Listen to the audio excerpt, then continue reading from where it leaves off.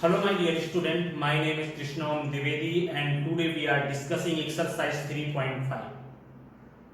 If you will think about exercise 3.3, then that exercise is depend upon substitution method, and if you will think about exercise 3.4, then that exercise is depend upon elimination method, and now exercise 3.5, and this exercise is depend upon cross multiplication method. तो मतलब इसका मतलब है कि इस question को करने से पहले हमें सबसे पहले ये डिस्कस करना पड़ेगा what is cross multiplication method and how we can solve the questions by using cross multiplication method. ठीक है, तो यहां पर देखते हैं क्रॉस मल्टीप्लिकेशन मेथड क्या होता है, सॉल्व करते हैं इसको। ठीक है, तो अगर मैं यहां पर देखूं तो क्रॉस मल्टीप्लिकेशन मेथड, इन क्वेश्चंस को सॉल्व करने से पहले, ये pair of linear equation solve करने से पहले हमें समझना पड़ेगा what is cross multiplication method. ठीक है, यहां पर है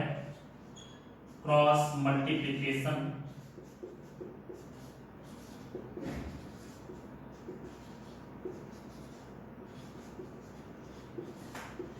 ठीक है, ये हो गया क्रॉस मल्टीप्लिकेशन मेथड। तो देखिए इसको सॉल्व करने से पहले हमें देखना पड़ेगा, suppose we have two equations like this a1x plus में b1y प्लस में c1 is equal to 0 and after that a2x plus b2y plus c2 is equal to 0। ठीक है, अभी हमें फाइंड करना है what will be the values of x and y by the cross multiplication method. देखो simple सा फंडा है इसका, x रख लो यहां पर, y रख लो यहां पर, और यहां पर c के साथ क्या है 1 है।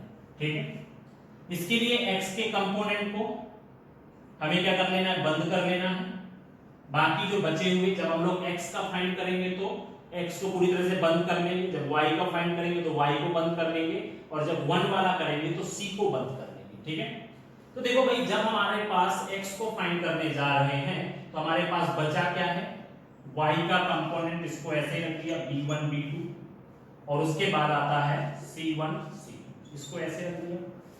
अभी y का फाइंड करने जा रहे हैं तो y के बाद क्या है, c1 c2, और उसके बाद आता है हमारा a1 a2। ठीक है, इसके बाद जब 1 का करने जा रहे हैं तो इसको बंद किया, तो यहां पर हो गया a1 b2, और यहां पर b1 b2, sorry a1 a2 और b1 b2, इतना हो गया। अब इसके बाद हमारा जो डिनोमिनेटर है उसमें क्या करना है, क्रॉस मल्टीप्लिकेशन करना है। मतलब कि कैसे, x अपॉन में b1 into c2, b1 into c2, इसके बाद बीच में साइन क्या रहेगा, माइनस का हमेशा। ठीक है, और इसके बाद में b2 c1, ये हो गया। सेम एज y अपॉन में, यहां पर कितना हुआ, c1 a2 माइनस में c2 a1, इसके बाद यहां पर 1 अपॉन में a1 b2 और माइनस में a2 b1। ये हमारा कुछ इस तरह से इसका रिप्रेजेंटेशन होगा। ठीक है, अभी हमें फाइंड करनी how we will get the value of x and y।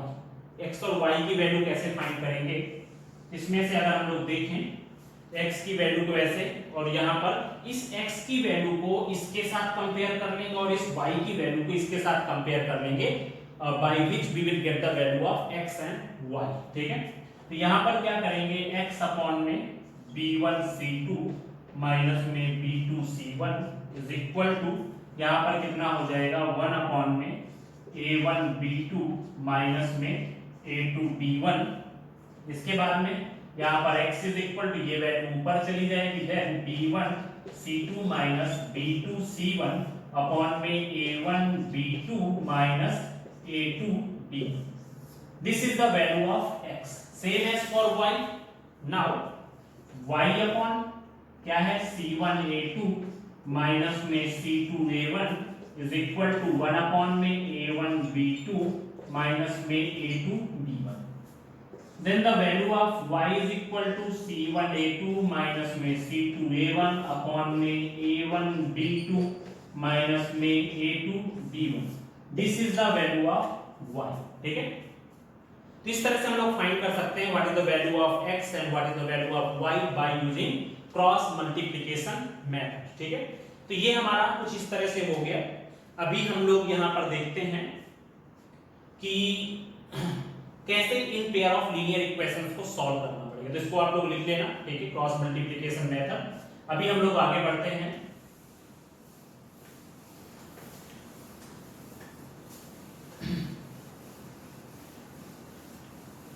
देखते हैं यहाँ पे सॉल्व करते हैं। देखिए हमारा जो क्वेश्चन है, question number first, which of the following pairs of linear equation has unique solution, no solution or infinitely many solutions? In case there is a unique solution, find it by cross multiplication method। ठीक है, यहाँ पर है मतलब हमारे पास बहुत सारे pair of linear equations हैं। हमें सबसे पहले ये फाइंड करना पड़ेगा कि इन इक्वेशंस का जो सॉल्यूशन है दैट हैव यूनिक सॉल्यूशन और that have multi infinitely solution or that have no solution, and after that we have to find, or after that we have to solve this equation if we will get the condition of unique solution। ठीक है, मतलब सबसे पहले मुझे in pair of linear equation में से check करना पड़ेगा कि ये किस टाइप की इक्वेशन है। ठीक है, जैसे कि फर्स्ट का सॉल्यूशन देखते हैं हम लोग। यहाँ पर सॉल्यूशन ऑफ फर्स्ट, हमारे पास पेयर ऑफ लीनियर इक्वेशन है x minus 3y minus 3 is equal to 0। दूसरा है 3x minus 9y minus 2 is equal to 0। ठीक है, this is equation 1, this is equation 2। ठीक है, सबसे पहले हम लोग इन इक्वेशंस को चेक कर लेते हैं। कैसे? a1 अपॉन a2 कितना है भाई 1/3, and after that b1 upon में b2 is equal to minus 3 by minus 9, it means that is 1/3, and after that c1 upon में c2, तो ये कैसी हो जाएगी, this is 3/2 means minus 3 minus 2, इसका मतलब ये कितनी हो जाएगी 3/2।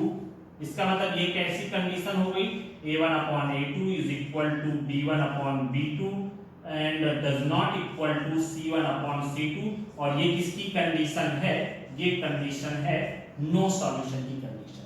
ठीक है, ये जो हमारी कंडीशन है ये किसकी है, नो सॉल्यूशन की कंडीशन है। मतलब इसको अभी हमें आगे सॉल्व करने की कोई जरूरत नहीं है, क्योंकि हमें उसी पेयर ऑफ लीनियर इक्वेशन को bye using cross multiplication method solve करना है जिसका सॉल्यूशन यूनिक सॉल्यूशन हो। ठीक है, चलिए फर्स्ट का सॉल्यूशन हो गया, सेकंड ट्राई करते हैं। Second equation, then our second equation is, second क्या है 2x plus y is equal to 5। तो सबसे पहले हमें इस पेयर ऑफ लीनियर इक्वेशन को a1x plus b1y plus c1 के फॉर्म में कन्वर्ट करना पड़ेगा। ठीक है, यहाँ पर कितना हो जाएगा 2x plus y minus 5 is equal to 0। ठीक है, अभी हमें क्या करना है, this is equation number 1, same for this 3x plus 2y minus 8 is equal to 0, this is our second equation. ठीक है, अभी हमें क्या करना है, सबसे पहले चेक करना पड़ेगा a1 upon a2 is equal to 2/3, b1 upon b2 is equal to 1/2। अगर हम लोग यहाँ पर देखें तो a1 upon a2 does not equal to b1 upon b2। ये हो गया, इसका मतलब ये किसका केस हुआ, ये हमारा यूनिक सॉल्यूशन का केस हुआ। ये किसका केस हुआ, यूनिक सॉल्यूशन का केस हुआ। और हमें अगर यूनिक सॉल्यूशन मिल रहा है तो इसका मतलब हमें इसको bye using cross multiplication method solve करना पड़ेगा।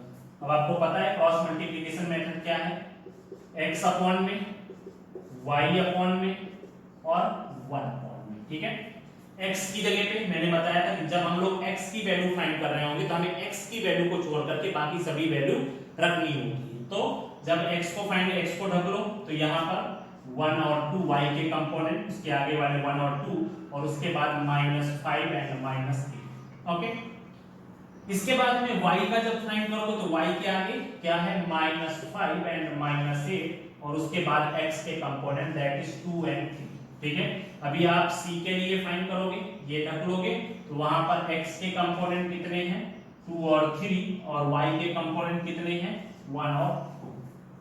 अभी हमें डिनोमिनेटर में क्रॉस मल्टीप्लिकेशन करना है, तो यहाँ पर कितना हो जाएगा भाई x 1 into -8 बीच में साइन हमेशा माइनस का रहेगा 2 into -5 that is equal to -10.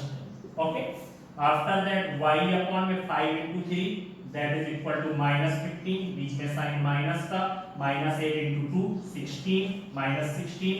इसके बाद में यहाँ पर 1 अपॉन में 2 2 जा 4 माइनस में 3 into 1 that is equal to 3. ठीक है, अभी इसके बाद में x अपॉन में -8 प्लस माइनस माइनस प्लस हो गया. इसके बाद में y अपॉन में -15 प्लस 16 माइनस माइनस प्लस हो गया एंड दिस इज 1 अपॉन में 1. ओके, अब इसके बाद सॉल्व करते हैं इसको. देन x अपॉन में 10 में से 2 y अपॉन में 1 इज इक्वल टू 1/1. अभी मैंने आपको बताया था x/2 इज इक्वल टू 1/1. इस वैल्यू को इसके इक्वल रख लेना है for the value of x और इस वैल्यू को इसके इक्वल रख देना है for the value of y. ठीक है, तो x की वैल्यू कितनी हो गई 2. Okay, and after that y के लिए for the value of y then y/1 is equal to 1/1 then the value of y is equal to कितना हो जाएगा 1.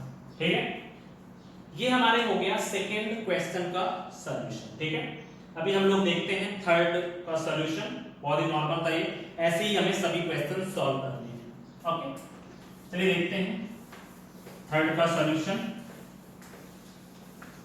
तो हमारे पास third pair of linear equation क्या है? हमारे पास है third pair of linear equation that is 3x minus 5y minus 20 is equal to 0 and another is 6x minus 10y minus 40 is equal to 0. Equation दूसरे फॉर्म में दी गई है पर मैंने इसको a1x प्लस में b1y प्लस में c1 के फॉर्म में कन्वर्ट कर लिया है. सबसे पहले हमें चेक करना पड़ेगा किस टाइप की इक्वेशन है. देन यहाँ पर a1 upon a2 is equal to 3/6 हो जाएगा that is equal to 1/2.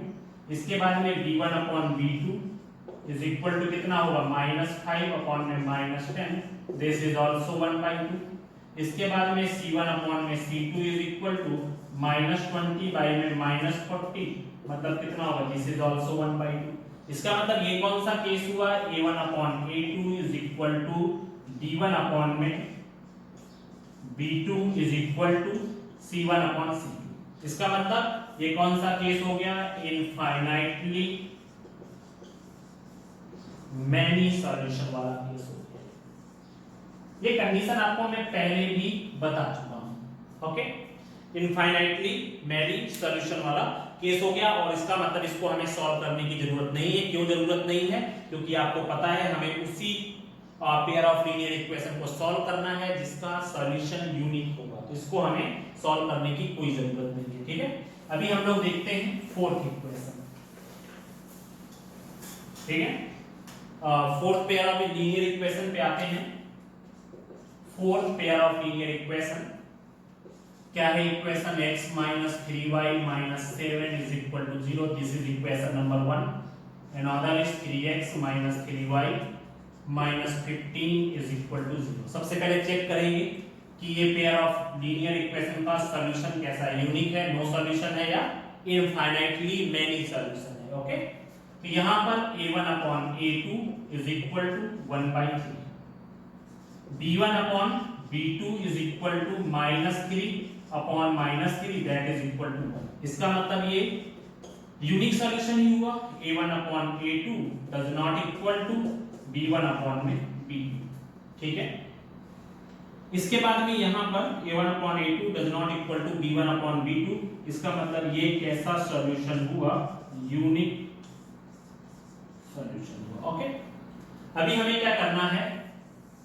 By using pair of linear equation हमें इसको क्रॉस मल्टीप्लिकेशन की हेल्प से इसको सॉल्व करना है. ठीक है, सबसे पहला काम हमारा x अपॉन में y अपॉन में और 1 अपॉन में. ठीक है, x जब सॉल्व करेंगे तो x का कोई भी कंपोनेंट नहीं लेंगे, y का कंपोनेंट हो गया -3 और c का -7 और -15 मतलब कांस्टेंट टर्म हो गई. y वाले में y का कंपोनेंट नहीं लेना, उसके बाद जो भी है क्या है -7 -15. इसके बाद x के कंपोनेंट 1 और 3. फिर कांस्टेंट वाले टर्म के लिए x के कंपोनेंट 1 3 और y के कंपोनेंट -3 एंड -3. अभी डिनोमिनेटर का क्रॉस मल्टीप्लिकेशन कर देते हैं। यहाँ पर कितना हो जाएगा भाई, x अपॉन में -3 into -15 minus minus plus and 15 3 जा 40, बीच में साइन माइनस का, 7 3 जा 21 माइनस माइनस क्या हो गया प्लस, देन दिस इज 21, ठीक है, मतलब 45 माइनस में 21 हो गया। इसके बाद में y अपॉन में -7 इंटू 3, 7 3 जा 21 माइनस 21, फिर इसके बाद में यहाँ पर बीच में साइन माइनस का और -15 इंटू 1 दिस इज -15, और इसके बाद में 1 अपॉन में 1 इंटू -3 बीच में साइन माइनस का, 3 3 जा 9 -9, ये ऐसा हो गया कुछ। इसके बाद में x 45 में से 21 गए 24 बचा। इसके बाद में y अपॉन यहाँ पर -21 प्लस में 50, ये हो गया। इसके बाद में यहाँ पर 1 अपॉन में -3 प्लस में 9, ये कुछ ऐसा हो गया।